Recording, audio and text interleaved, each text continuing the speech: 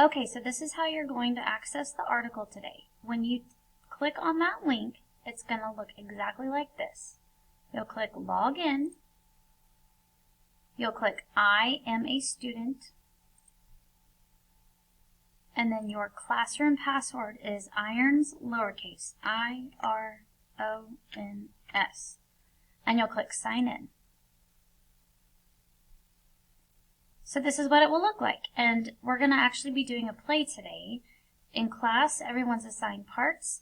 You guys at home, you have the play here in front of you. You can click Text to Speech, and it will read the play to you. Frankenstein, based on Mary Shelley's classic novel, by Spencer Caton. Characters, and one, long ago.